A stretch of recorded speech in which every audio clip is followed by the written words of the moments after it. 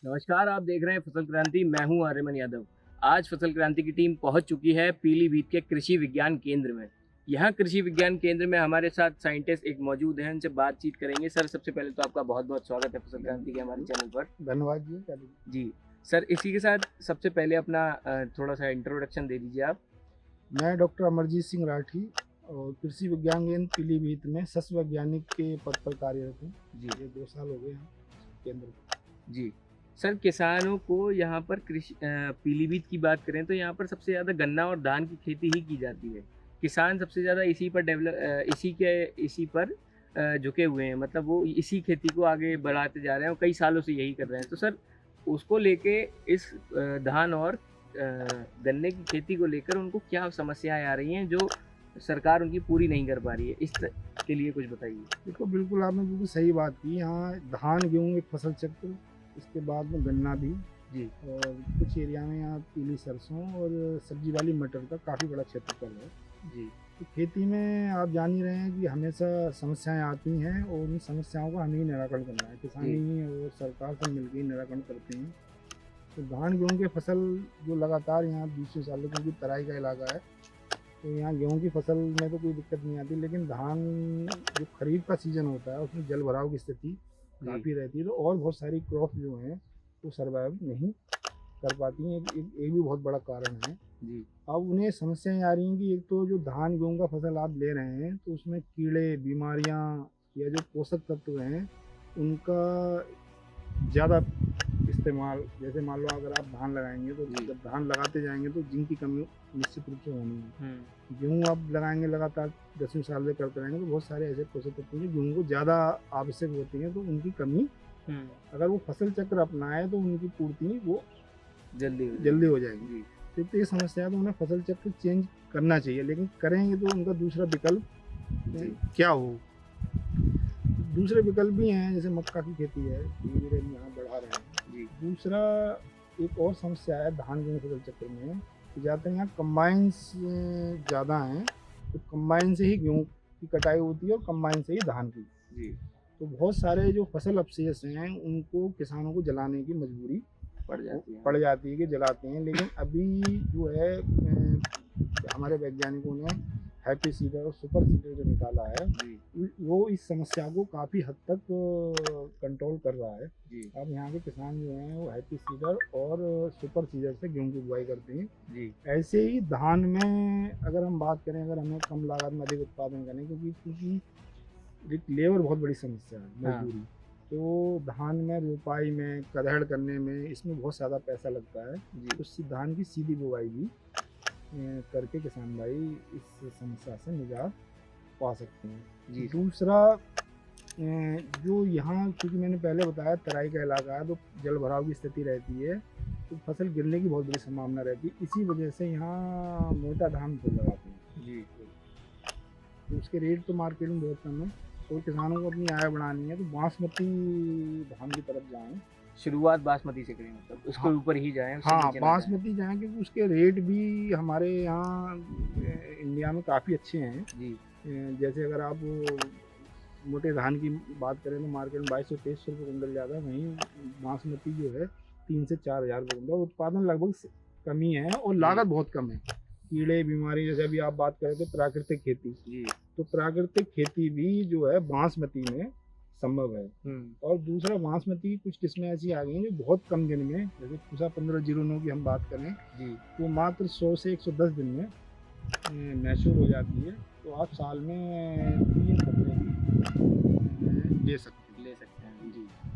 Sir, पीछे देख रहे हैं हम कि बहुत बड़ा खेत है जिसमें पूरी धान की फसल लगी है और पीछे वो एक भाई हैं जो फर्टिलाइजर छिड़क रहे हैं यहाँ खेत में। सर, इसके बारे में बताइए, आपने यहाँ पे कौन सी ये धान की फसल लगा रखी है और क्या इसमें हमारे यहाँ इस फार्म पे करीब 19 एकड़ में पंत धान 26 का जो है बीज उत्पादन प्रोग्राम किया जा रहा है जी।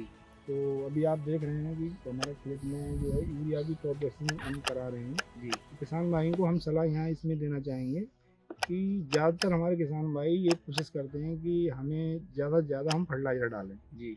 कि हमने एक बैग DAP का डाल दिया या एक बैग NPK सल्फर भी डाला था, जिंक भी डाली, जी। डॉक्टर साहब यूरिया कितनी डालें। तो मेरा वहाँ उनके लिए सुझाव है कि ज़्यादा डालने की कोशिश ना करें, ये कोशिश करें कि उसकी एफिशिएंसी कैसी बढ़ाएगी। जी। कि मान लो जैसे मैंने 100 किलो अगर नाइट्रोजन 1 हेक्टेयर में देने की कोशिश करी, जी। तो पौधा मुश्किल से 25 से 30% तक लेता है। तो जी। क्या ऐसी कोई टेक्निक नहीं होंगी, ऐसी कोई विधि नहीं होंगी जो उसकी एफिशिएंसी को बढ़ा दें? मान लो 25% से लेकर हम 50% 60% पे पौधे को पहुंचा दें जी। और उसकी मात्रा हम कम कर दें, जी। तो हमारा उत्पादन अच्छा भी हो बढ़ जाएगा। जाएगा और हमारे यहाँ पैसे सेव हो बच जाएंगे, जाएंगे फसल और भी वो अच्छी हो हाँ, जाएगी, फसल भी अच्छी हो जाएगी और बहुत सेहत के सारे लिए हाँ ठीक तो, रहेगी। तो उसका तरीका होता है कि कब डालें हम, जी। किस माध्यम से डालें। जैसे नैनो यूरिया की हम बात कर रहे हैं, जी। फोलियर स्प्रे करें, NPK बहुत सारे आपके कॉम्बिनेशन आ गए, 19-19 18-18 052 34 फास्फोरस पोटास के। कोशिश करें कि हम पर्णीय छिड़काव इनका जी। करके तो इनकी एफिशिएंसी दक्षता को हम जी। बढ़ा सकते हैं। दूसरा, किस समय डाली जाए। जैसे हमारे किसान भाई जिस समय पौधे को ज़रूरत होती है उस समय तो देते नहीं है, और या 10 दिन पहले दे देंगे, 10 दिन बाद दे बाद। देंगे। जैसे जी। हमारी इस फसल की अवस्था अभी करीब 35 दिन का हुआ है, जी। तो इस समय कल्ले निकलने की स्टेज है, अवस्था है।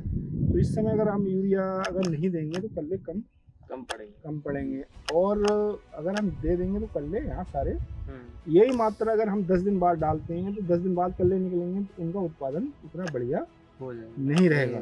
तो जो हमारे नाइट्रोजन उर्वरक हैं वो फसल में धान की फसल में 40 दिन तक पड़ जानी चाहिए। जी। इसके बाद में अगर कहीं कमी दिखाई देती है तो उसका पर्णीय छिड़काव करेंगे। और जो बहुत सारे सूक्ष्म पोषक तत्व हैं, जैसे आपका जिंक है, आपका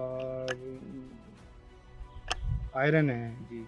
और बहुत सारे हैं, उनका भी इस समय आप पर्णीय छिड़काव में करेंगे तो कम मात्रा में आपको मिल जाएगी। दूसरा, यहाँ जो मेन समस्या मैंने तराई का बताया, तो पानी जो हमारे यहाँ किसान भाई लगाते हैं, जैसे ट्यूबवेल अगर आप इस पूरे क्षेत्र में देखेंगे तो ट्यूबवेल पीलीभीत तो एक ऐसा इस क्षेत्र समय है अभी जहाँ पानी बारिश हो रही है, पानी भरा हुआ है, लेकिन जी। आपको ट्यूबवेल चलते हुए जरूर दिखाई दे रहे होंगे। जी। ठीक है, तो धान में ज़्यादा पानी भी कीड़े एवं बीमारियों को, अभी बाद में कहेंगे जी इसमें शीत विलाट आ रही है, इसमें स्टेम बोरर की समस्या है, इसमें बहुत सारे इतने कीड़े हैं, वो भी जब ज़्यादा पानी जल भराव रहेगा तो पानी तो हमारी बहुत सारी नई टेक्निक्स आ गई हैं, स्प्रिंकलर बौछारी सिंचाई, आपका ड्रिप इरिगेशन की दी है।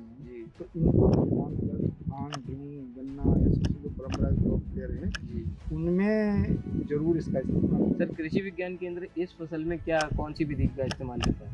देखो, हमारे यहाँ एक्चुअली स्प्रिंकलर और ड्रिप इरिगेशन हैं, वो हमारे क्रॉप कैफेटेरिया में लगे हुए हैं। तो हम करीब 1 एकड़ क्षेत्रफल में किसानों को दिखाने के लिए इसको करते हैं, और इसमें प्रोटेक्टिव के जो पानी लगाते हैं बहुत कम लगाया हमने। हमारे पास अभी आप जाके देखें तो ट्यूबवेल खेत में पानी नहीं मिलेगा, तो कम पानी में ही हम फसल ले रहे हैं और कम अवधि की फसल ले रहे हैं। जैसे ये हमारी जो पंधान 26 बताया, 120 दिन में मैच्योर हो जाएगा। यहाँ ज़्यादातर जो किसानों के पास वैरायटी है वो धान PR 113 है, जो लॉन्ग ड्यूरेशन है, वो ज़्यादा पानी चाहती है।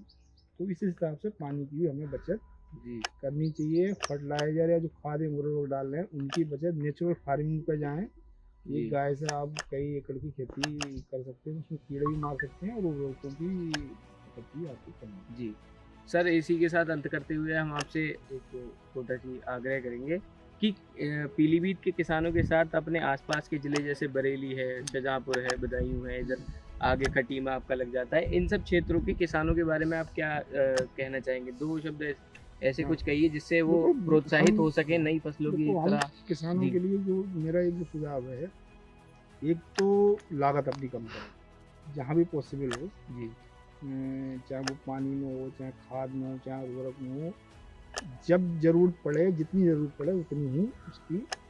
दूसरा, इंटीग्रेटेड फार्मिंग सिस्टम, उस पर जाएँ। जैसे मान लो 2 एकड़ का किसान है तो उससे गेहूँ की भी ज़रूरत पड़ती है, चावल की ज़रूरत पड़ती है, तेल की ज़रूरत पड़ती है, सब्जियों की ज़रूरत पड़ती है।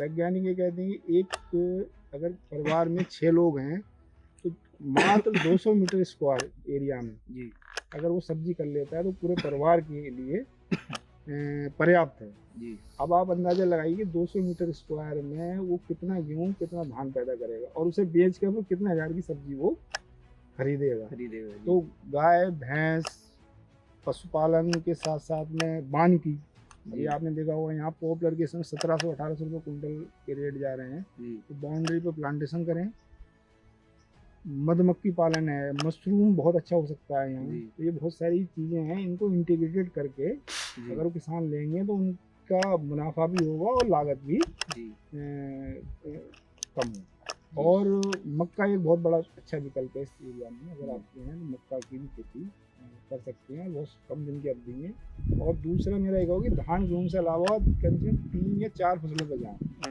शॉर्ट ड्यूरेशन की कम अवधि की फसल आप ये में कहना चाह रहे साल हैं में कि एक फसल एक बार में करना नुकसान के बराबर हाँ ही है, हाँ अगर ज्यादा से ज्यादा फसलें करें। ज़्यादा 3 फसल तो कर ही सकते हैं। जी दूसरा अगर 3 नहीं कर पा रहे हैं, अगर मान लो आपको जैसे गन्ना लगाना है तो गन्ने के साथ में सहफसली खेती जरूर करें। जी ठीक है, अगर हम गेहूँ लगा रहे हैं तो गेहूँ के साथ में आप मेंथा है, चना है, जो भी जी रबी की बहुत सारी क्रॉप्स हैं, मेड़ों पे या कहीं भी आप प्रॉपर स्पेसिंग उनको मेंटेन करके उनको भी आप लगा सकते हैं। और किसी भी रूप में धान का पुआल जो है बिल्कुल ना जलाएं। जी इसके लिए बेलर भी आ गया है जो यहाँ आपने अगर आप जब धान की कटाई होगी तो आप देखेंगे तो यहाँ उसकी बड़ी बड़ी बेल बना रहे हैं, उससे पैसे भी अर्न आप कर सकते हैं। जी तो हमारे साथ थे कृषि विज्ञान केंद्र पीलीभीत के एक एग्रीकल्चरल साइंटिस्ट। आप देख रहे हैं फसल क्रांति। हमने आपको दिखाया कि धान की खेती यहाँ पीलीभीत में किस तरीके से हो रही है, किसानों को क्या समस्याएं आ रही हैं। इसी के साथ आप बने रहिए फसल क्रांति के साथ। हम आपको दिखाएंगे कृषि से जुड़ी बाकी सारी खबरें। नमस्कार।